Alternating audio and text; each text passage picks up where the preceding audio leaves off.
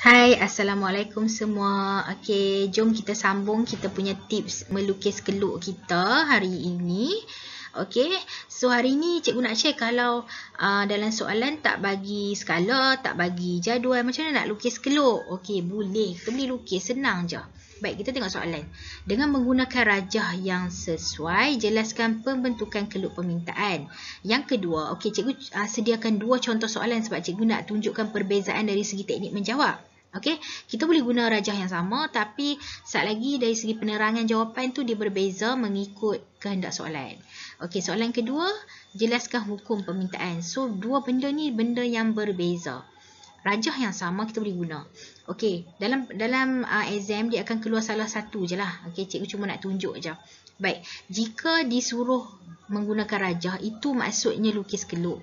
Kalau soalan kata menggunakan jadual, bina jadual. Kalau kata guna rajah, lukis keluk. So, jadual dengan rajah tu benda yang berbeza. Jangan silap.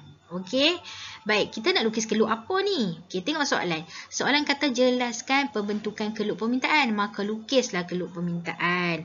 Kalau soalan kata jelaskan pembentukan keluk penawaran, lukis keluk penawaran. Kalau soalan kata pembentukan keluk permintaan pasaran, lukis keluk permintaan pasaran. Begitulah seterusnya. Ikutlah kehendak soalan. Okey? Okey, sebelum kita nak lukis, okey, kamu binalah jadual kamu sendiri. Okey, ni cikgu ajak cara yang paling mudah lah. Kalau yang expert tu dia boleh lukis terus, tak ada masalah. Okey, sebab jadual tak ada markah nah. Jadual tak ada markah, cuma kita nak bantu sebagai rujukan nak lukis. Okey.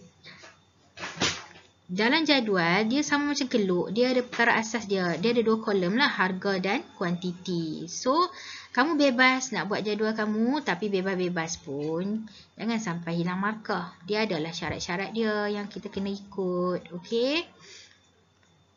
Okey. So, nak letak nombor berapa ni? Okey. Cikgu sangat menggalakkan kamu letaklah nombor-nombor yang simple. Sebab tu cikgu seronok soalan macam ni lah. Sebab soalan ni bebas. Kita boleh buat nombor-nombor yang senang kita, memudahkan kita sendiri. Okey, letak je range 1 sampai 10. Tak payah nak letak beratus-ratus, beribu-ribu, tak payah. So, kita letak simple. 1, 2, 3. Okey, di sini. Okey, sampai sini perlu diingatkan. Okey, jika kamu letak harga semakin meningkat. Macam cikgu susun harga cikgu semakin meningkat. Kan? Okey? 1, 2, 3. Maka kuantiti diminta, kalau ikut hukum lah. Kena ikut hukum. Kena ikut hukum permintaan di mana apabila harga meningkat, kuantiti diminta jatuh. Maka susunlah number kamu tu dalam turutan menurun. Ambil simple. 3, 2, 1. Senang, tak ada masalah. Okey? Simple. Dah siap jadual tu.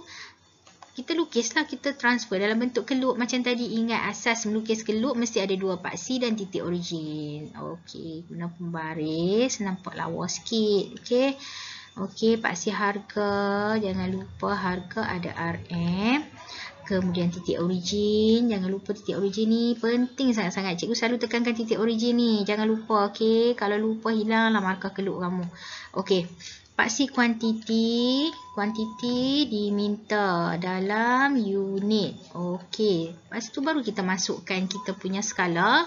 Macam tadi cikgu ajak 2 cm, kalau nak guna 2 cm 2 cm, kalau 1 cm 1 cm. Okey, kita dah susun ikut gandaan yang betul, kita salin balik je. Ni pun sama. Sebab tu cikgu kata senang. Soalan macam ni bebas. Kita buat bagi mudah. Okey, sekarang kita plot je titik. Harga 1, kuantiti diminta 3. Kita label titik A. Harga RM2, kuantiti diminta 2 unit. Okey, B. Dan RM3 1 unit C. Ambil pembaris, sambung titik-titik ni. Okey, label D. Okey, siap. Bila kita siap label D, memang siap keluk permintaan kita. Okey, berapa markah untuk keluk? Untuk keluk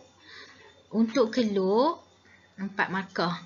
Jadi jelaskan tadi, ada 2 markah lagi yang kita perlu jelaskan. Okey, 2 ayat. Lebih tak apa, tak ada masalah. Okey, macam mana kita nak jelaskan pembentukan? Okey, nak jelaskan pembentukan senang je. Kita baca balik daripada keluk dan kita transfer dalam bentuk ayat. Okey, contoh cikgu bagi dekat sini lah. Apabila harga RM1, kuantiti diminta 3 unit ditanda sebagai titik A. Okey, 1 markah. Okey, ditanda sebagai titik A ni perlu. Sebab apa sekejap lagi cikgu tunjuk. Pasal apa nak kena bubuh titik A, B, C. Okey. Yang kedua sama juga untuk apabila harga RM2. Apabila harga RM2, kuantiti diminta 2 unit ditanda sebagai titik B. Okey. Yang ketiga. Okey, ini 1 markah. Yang ketiga, apabila harga RM3, sama juga macam tadi, kuantiti diminta 1 unit ditanda sebagai titik C. 1 markah.